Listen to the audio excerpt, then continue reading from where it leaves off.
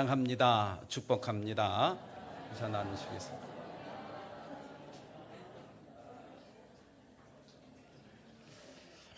이 시간도 식당에서 또 맛있게 음식을 봉사하는 우리 12석 식구들과 그리고 안나 예배실에서 예배하고 있는 우리의 권속들, 또 열린 예배실에서 예배하는 우리 모든 권속들에게 이 한 시간 예배하는 자에게 주시는 하나님의 크신 축복이 함께 하시기를 축복합니다. 오늘 말씀은 베레아 학교에 대한 이야기입니다. 사도 바울이 2차 전도 여행을 하면서 첫 번째로 빌립보에 가서 개척을, 첫 번째로 유럽 교회를 세웠습니다.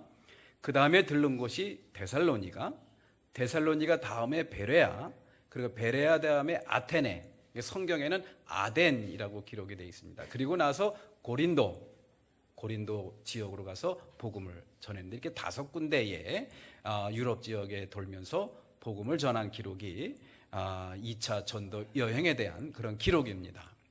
그런데 이 성경 이 17장, 사도행전 17장 말씀에는 이 데살로니가, 그리고 베레아, 그리고 아테네라는 곳에서 복음을 전한 이야기가 전해져 내려오고 있는데요. 이 세 도시 가운데 가장 인상 깊은 곳이 바로 베레아입니다. 베레아. 저는 근데 이 베레아에 대한 그런 좋지 않은 그런 이미지가 있어요. 베레아 하면은 제일 먼저 떠오르는 게 그 김아무개 목사인가 귀신론, 베레아 선교회를 통해서 이렇게 활동했던 그런 분이기도 한데, 귀신론이 제일 먼저 생각이 나요. 그래서 한때 제가 1990년도에 80년대 말부터 90년도에 그 서울에 있는 교회에 잠깐 전도사로 몸담았던 적이 있는데, 그 귀신론에 빠진 우리 청년이 있었어요. 서울대학교를 다니는 아주 똑똑한 청년이었는데, 그러니까 우리 교회에서 예배를 드리고 그 교회를 또 갑니다. 가서 이제 귀신론을 또 듣는 거예요. 그리고 나서 제가 다 잊어버렸는데 기억에 남는 것은 이 감기가 들려도 귀신의 장난이라는 거예요. 귀신을 쫓아야 된다는 거예요. 그래서 그런 쓸데없는 소리 하지 말라 그러면서 이제 야단을 쳤던 그런 적이 있습니다만은, 방송실 이 조명을 좀 확실히 끝에까지 올려야 돼. 그래야지 반짝반짝 안 그래. 그래서 이 베레아 하면은 저는 귀신론이 생각이 나가지고 별로 인식이 안 좋습니다. 그런데 오늘 말씀 보니까는 이 베레아라는 도시가 굉장히 좋은 도시예요. 그곳에 있는 사람들이 아주 굉장히 신실한 사람들입니다. 그런데 왜 그 목사님은 이 베레아라는 이름을 붙여서 귀신론을 또 연구하고 또 전하는 그러한 신학을 또 만들어내셨나라는 그런 생각을 잠시 해보게 되었습니다. 이 베레아 교인들에 대한 베레아 도시라는 것이 그렇게 인상 깊은 이유는 다른 게 아닙니다. 하나님의 말씀, 복음에 대한 남다른 그러한 태도, 이것이 오늘 본문 말씀에 저희들한테 전해주고 있어요. 우리 사랑하는 성도 여러분들, 신앙이라는 게 뭡니까? 믿음으로 산다는 것이 바로 뭡니까? 교회 열심히 잘 다니고, 기도 많이 하고, 또 봉사 많이 하고, 전도하고, 찬양 부르고, 이 모든 것들이 다 신앙에서 나오는 그런 아름다운 결실들, 또 증거라고 저는 분명히 믿습니다. 그런데 아주 핵심적이고 본질적인 것은 바로 뭐냐? 복음에 대한 여러분들의 태도입니다. 하나님께서 우리에게 주신 약속의 말씀, 그 복음에 대해서 우리들이 어떠한 태도를 갖고 있느냐, 이게 우리의 신앙의 진위, 진짜냐 가짜냐를 판가름하고, 또 우리 신앙의 질, 우리의 신앙이 정말 꽉 찬 그러한 알곡 신앙이냐, 아니면 껍데기만 있는 빈 껍질 신앙이냐, 이거를 판가름 낼 수 있는 그러한 기준이 된다라는 그런 이야기죠. 교회는 열심히 다녀도 복음에 대한 태도가 좀 미흡하거나 부족한 사람들이 많이 있어요. 열정은 있지만은 복음에 대한 분명한 확신이 없는 그런 분들도 많이 있습니다. 가장 신앙에서 중요한 것은 바로 뭐냐? 복음에 대한 태도예요. 나는 복음에 대해서 어떠한 태도를 갖고 있나? 이 한 시간 한패 이 베레아 교인들의 모습을 보면서 한번 마음에 한번 성찰할 수 있는 그런 시간이 되었으면 좋겠습니다. 이 베레아 교인들은 복음을 듣고 어떠한 태도를 보였나? 오늘 본문 말씀 11절 말씀에 기록이 되어 있습니다. 베레아의 유대 사람들은 데살로니가의 유대 사람들보다 더 고상한 사람들이어서 아주 기꺼이 말씀을 받아들이고 그것이 사실인지 알아보려고 날마다 성경을 상고하였다. 예. 베레아 교인들이 그렇게 인상 깊은 것은, 또 베레아라는 지역이 그렇게 인상 깊은 것은 바로 이 말씀 때문입니다. 하나님의 말씀, 복음에 대한 남다른 태도, 이것이 아주 돋보였다라는 그런 이야기죠. 그렇게 함으로 말미암아 놀라운 역사가 베레아 교회에 나타났다는 것을 12절 말씀을 통해서 저희들한테 전해주고 있어요. 지체가 높은 그리스 여자들과 남자들 가운데서 믿게 된 사람들이 많아졌다. 복음의 부흥이 일어나고 영적인 부흥이 일어났다라는 그런 이야기예요. 이 베레아 도시라는 지역이 뜨거워졌고 하나님을 믿는 그런 성숙한 믿음으로 이렇게 세워지는 그런 계기가 되었다라는 것을 저희들한테 전해주고 있습니다. 여기서 우리가 한번 눈여겨봐야 될 것은 이 베레아 교회 교인들의 신앙생활 태도입니다. 다시 말해서 복음을 대하는 그러한 자세, 이것을 갖다가 우리가 한번 살펴볼 필요가 있습니다. 그 복음을 받아들이는 자세에 따라서 복음의 기쁨과 감격의 차이가 날 수가 있습니다. 신앙의 질이 판가름 날 수 있다라는 그런 이야기예요. 나는 과연 복음을 어떻게 바라보고 있는가? 하나님의 말씀을 어떻게 나는 대하고 있는가? 이런 것들을 성찰해 볼 수 있는 그런 시간이 되었으면 좋겠습니다. 그러면 베레아 교인들이 복음을 받아들이는 자세는 어떠했는가? 베레아 교인들이 복음을 듣고 취한 자세를 사도행전 기자가 이렇게 전하기를 제일 먼저 아주 기꺼이 복음을 받아들였다라고 전하고 있습니다. 그런데 이것을 개역성경에서는 간절한 마음으로 받아들였다라고 이렇게 소개를 하고 있더라고요. 기꺼이 받아들였다. 그래서 저는 기꺼이 받아들였다, 간절한 마음으로 받아들였다, 이것을 갖다가 한번 짬뽕을 해봤어요. 그래서 제가 저 나름대로 묵상을 하면서 이렇게 해석을 해보았습니다. 진지하게 받아들였다. 복음을 갖다가 진지하게 받아들였다. 예, 한 귀로 듣고 한 귀로 흘러버리지 않았습니다. 그 복음 속에 담겨있는 깊은 의미를 깊이 묵상하고 그 말씀을 받아들이는 그런 베레아 교인들의 모습이 참 아름답게 와 닿습니다. 베레아 교인들은 예수라는 이름을 처음 들었습니다. 그리고 예수가 십자가에서 고난을 받고 십자가에서 피 흘려 죽었다는 사실, 또 부활했다는 이야기 처음 들었어요. 우리들은 가끔 그러지 않습니까? 처음 듣는 얘기는 또 얼토당토하는 듯한 그러한 이 신화와 같은 이야기들은 아예 배척하는 그런 마음들이 있어요. 그러나 베레아 교인들은 그렇게 하지 않았습니다.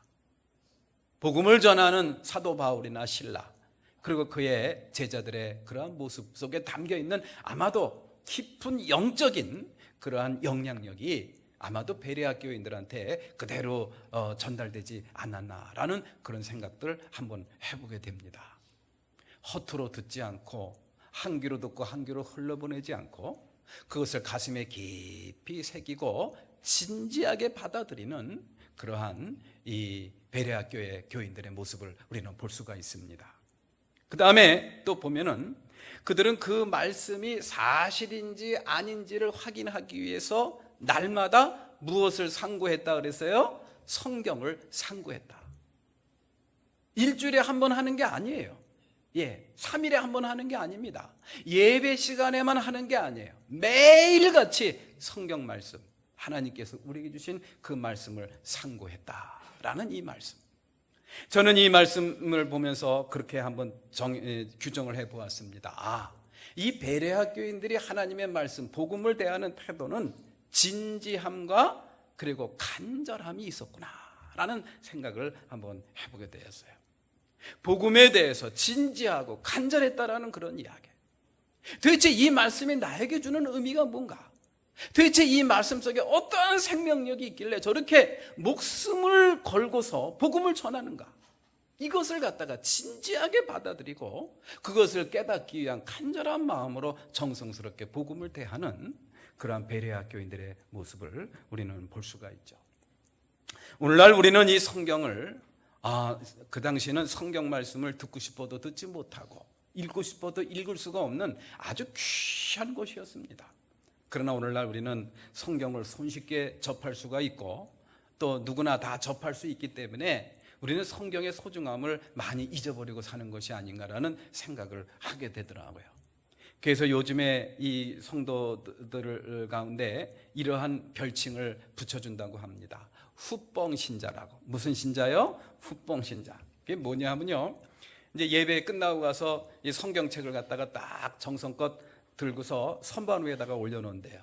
그리고 이제 주일날 교회 올 때 꺼내니까 여기 먼지가 쌓였어요. 그래서 후 불고 뻥 쳐서 후뻥신자다라는 그런 참 재미난 이야기를 제가 들었습니다만은, 그렇게 하지 말자고요. 이 말씀은 생명의 말씀입니다. 하나님께서 우리에게 주신 기쁜 소식입니다. 우리의 생명을 구원하기 위한 하나님의 약속의 말씀이에요. 이 말씀을 날마다 상고하는 그런 자세, 소중히 여기고 정성스럽게 대하는 그런 자세를 가질 필요가 있습니다. 우리 매원교회는 후뻥신자 안 계시죠? 그죠? 날마다 말씀을 묵상하고 또 펴서 또 필사도 하시고 또 줄도 쳐가면서 말씀을 외우기도 하는 그러한 모습인 줄로 저는 믿겠습니다. 그러한 과정을 그러한 복음을 대하는 태도를 갖고서 이 사도행전 누가라는 그런 기자는 그러한 베레아 교인들을 두고 고상한 사람들이라는 그러한 별명을 붙여줬습니다. 유게네스테로이라는 그런 별명을 붙여줬어요. 고상한 사람들이다. 우리 그리스도인들은 고상한 사람들이 될 수밖에 없어요. 매사에 진지하고 의미를 추구하고 가치를 추구하는 그런 삶을 지향하기 때문이죠. 많은 사람들이 그리스도인들을 경박하고 천박한 사람들로 폄하하는 그런 모습을 많이 보게 돼요. 우리 또 그렇게 보였던 것이 현실이 아닌가라는 그런 생각을 해보게 됩니다. 우리 사랑하는 성도 여러분들, 우리들만이라도 세상 사람들한테 천박하고 경박한 사람이 아니라 아주 정말 고상한 그런 사람들의 모습으로 세상 사람들한테 보여지기를 주님의 이름으로 기원을 드립니다. 자, 그러한 과정, 그렇게 복음을 대하는 진지하고 정성스럽고 간절한 마음으로 복음을 대하는 이 베레아 교인들, 그 베레아 교인들한테 이 복음은 어떻게 자리를 잡았는가? 다른 게 아닙니다. 이 복음이 더 이상 참고서가 아니에요. 내 삶에 어느 정도 도움을 주는 참고서가 아니라 텍스트북, 교과서가 되었다라는 그런 이야기예요. 내 삶의 모든 것을 다 거기에 적용을 시켜서 나의 삶을 이끌어가는 하나의 본질적인 나의 삶의 그러한 리더가 되었다라는 그런 이야기죠. 필요할 때 꺼내가지고 참고하는 참고서가 아니라 나의 삶의 전부를 투영시키고 나의 삶의 모든 것에 적용시켜가면서 나의 삶을 이끌어가는 그런 교과서, 삶의 교과서로서 자리를 잡게 되었다는 것을 우리는 알 수가 있습니다. 그러한 자세를 일컬어 누가복음 8장 말씀에서는 옥토라고 이야기를 하죠. 옥토에 대한 비유 여러분들 아시죠? 이 복음은 다 똑같습니다. 2000년 전에 팔레스틴 땅에 떨어진 복음이나 또 소아시아 지방 그리고 저기 마케도니아 지방에 떨어진 복음이나 오늘 2000년대를 살아가는 우리 21세기를 살아가는 이곳에 떨어지는 복음의 씨앗이나 똑같습니다. 본질적으로. 근데 어떤 복음은 능력으로 나타나서 세상을 변화시키고 또 이렇게 역사를 진전시키는 그러한 능력을 발휘하는 반면에 어떤 경우는 그냥 아무런 역할을 하지 못하는 무기력한 그런 복음으로 남아있는 그런 경우도 있다라는 그런 이야기예요. 그래서 주신 말씀이 바로 누가복음 8장 씨 뿌리는 자의 비유입니다. 어떤 사람이 씨를 뿌리는데 길가에다 씨를 뿌리고 떨어졌고 어떤 씨는 돌장밭에 떨어졌고 어떤 씨는 가시덤불에 떨어졌고 어떤 씨는 옥토에 떨어졌다.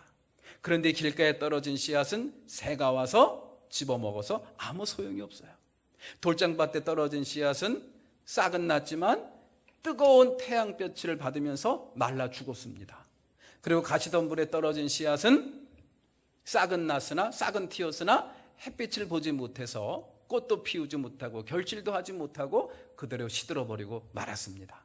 그러나 옥토에 뿌려진 씨앗은 60배, 100배의 결실을 맺었습니다. 이 말씀이 우리에게 주는 의미는 여러분들 다 아시죠?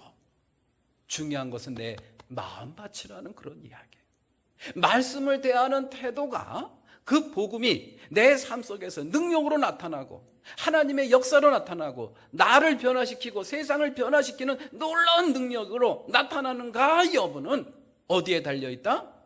내 마음에 달려있다라는 그런 이야기.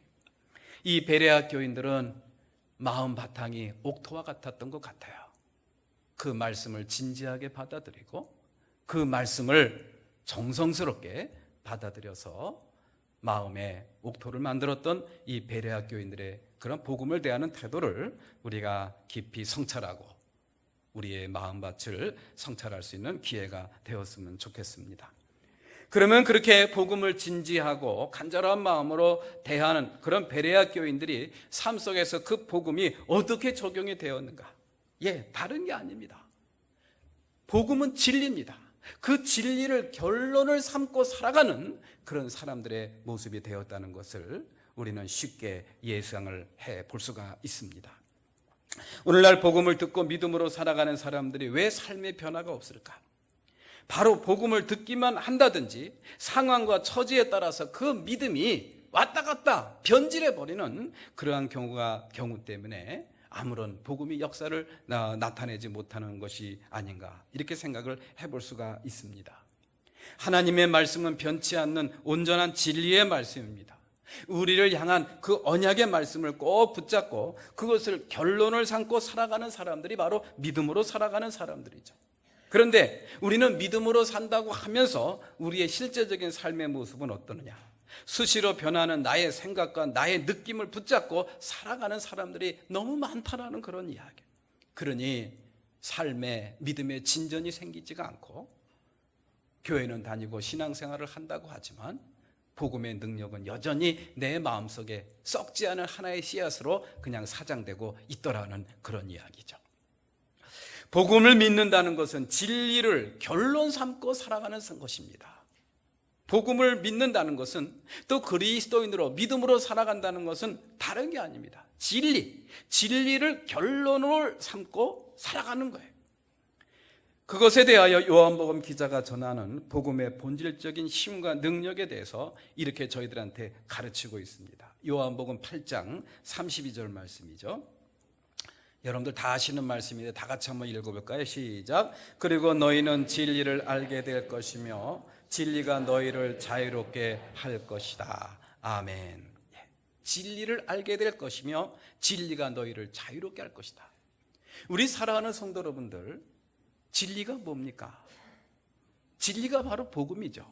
하나님께서 저와 여러분들에게 주신 약속의 말씀이에요. 그 진리를 알게 될 것인데 그 진리가 저와 여러분들 삶 속에 자유롭게 하는 것으로 나타나는, 또 그 진리가 여러분들 삶 속에 하나님의 능력으로 나타나게 하려면 무엇을 해야 되느냐? 그 진리를 우리의 삶 속에서 무엇으로 삼자고요? 결론을 삼자라는 그런 이야기예요. 결론을 삼자라는 그런 이야기입니다. 믿음으로 산다고 하면서 내 느낌과 내 생각과 내 경험, 그것을 붙들고 그때그때 변하는 내 느낌과 생각을 붙들고 살아가는 사람들이 얼마나 많은지 알 수가 없어요. 그리고 가끔 가다가 하나님의 말씀, 복음은 내 삶의 참고서 역할만 할 뿐입니다. 그러니 복음은 하나의 능력으로 우리의 삶 속에 나타나지를 못하는 것이죠. 우리의 믿음은 정체를 거듭할 수밖에 없다라는 그런 이야기입니다.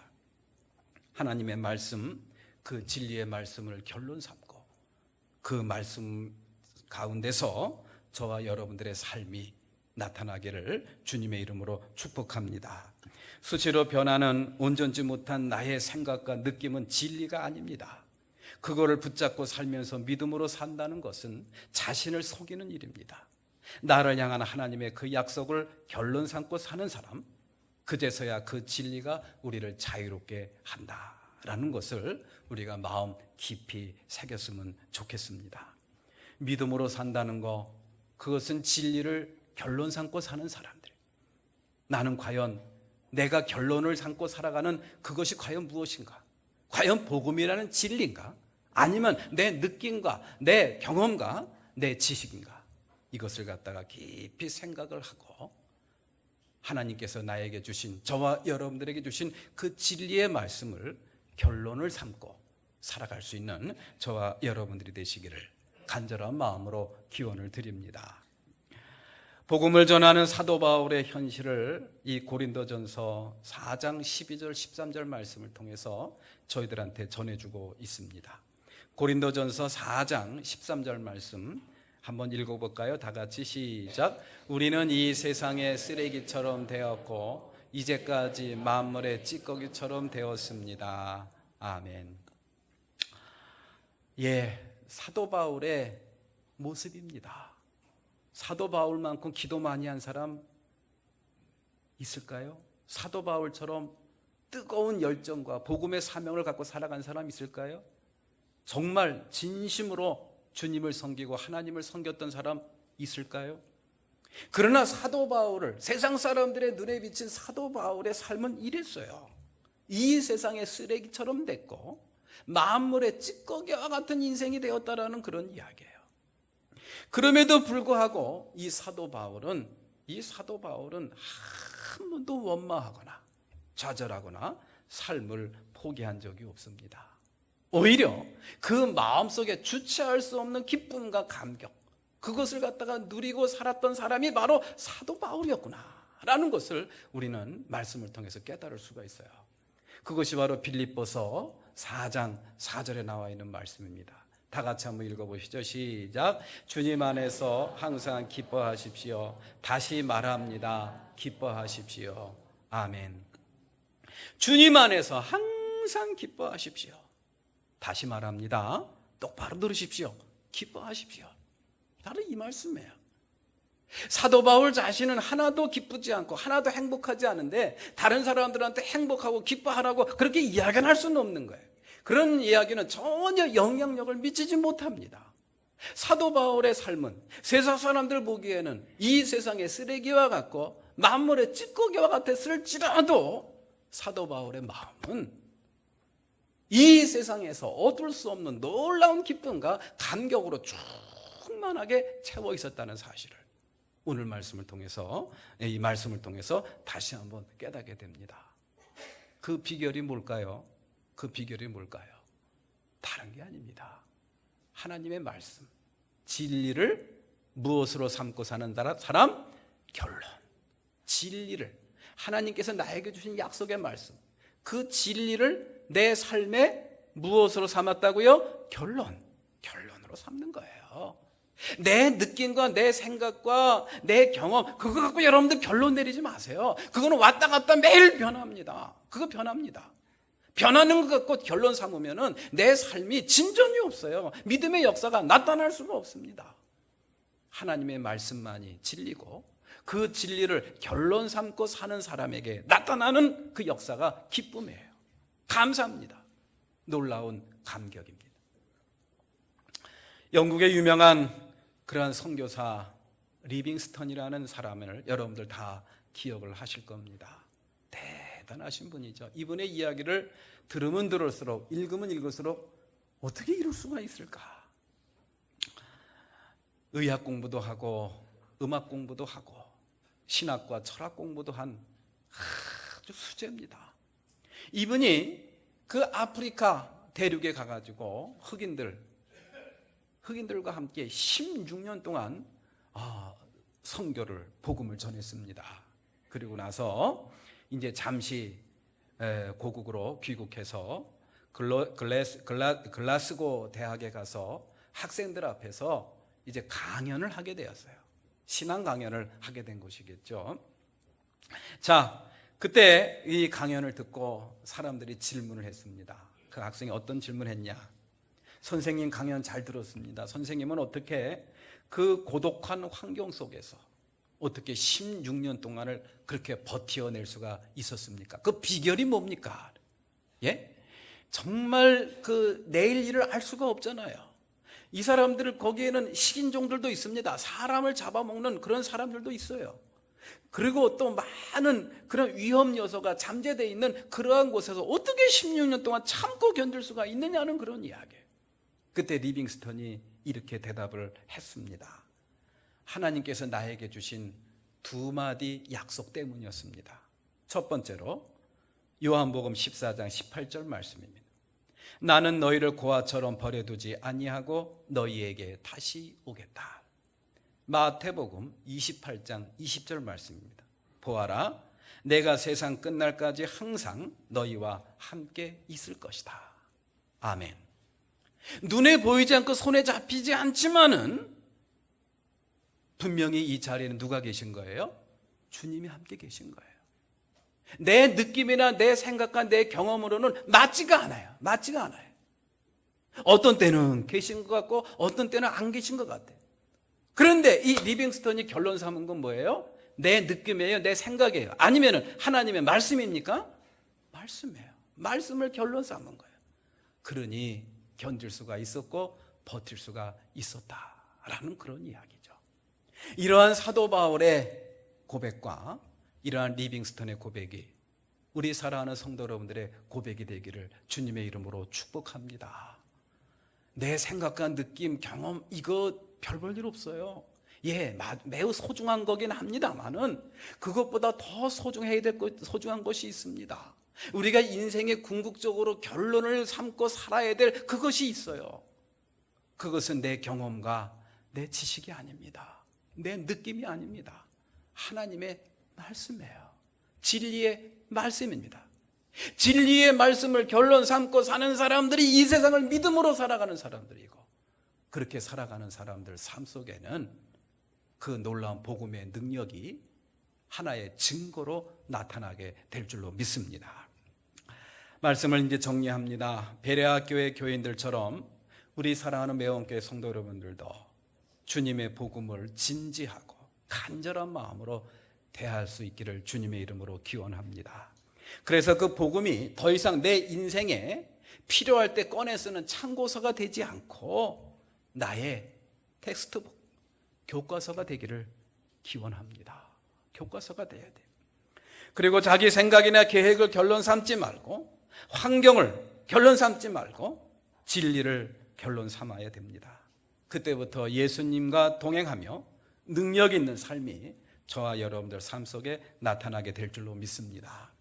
이러한 진리를 결론 삼는 그런 삶의 태도는 어쩌다 한 번 돼서는 안 됩니다. 매사에 이런 것들이 이루어졌으면 좋겠어요. 하다못해 이사를 하거나 새로운 사업장을 개업을 하거나 또 직업을 선택할 때거나 아니면 자녀들 진학이나 결혼을 할 때나 매사에 매 순간 하나님의 말씀을 결론 삼고 진리를 결론 삼고 판단하고 결정하고 실행에 옮길 수 있기를 기원합니다. 이것이 바로 하나님의 말씀을 진지하고 정성스럽게 간절하게 대하는 그러한 그리스도인들의 삶의 태도인 줄로 믿습니다. 하나님의 말씀은 이런 때 어떻게 결정하라고 했는가? 그렇게 질문하면서 그렇게 하나님의 말씀에 결론을 내리고 결정하면서 살아갈 수 있는 저와 여러분들이 되십시오. 그렇다면 여러분들 삶 속에 하나님께서는 반드시 역사하실 줄로 믿습니다. 왜? 사도 바울에게 역사하신 하나님, 리빙스턴에게 역사하신 하나님, 오늘도 살아계시기 때문이죠. 그런 하나님의 살아계신 복음의 능력이 저와 여러분들 삶 속에 또 우리 매원교회에 함께 하시기를 축복합니다. 예.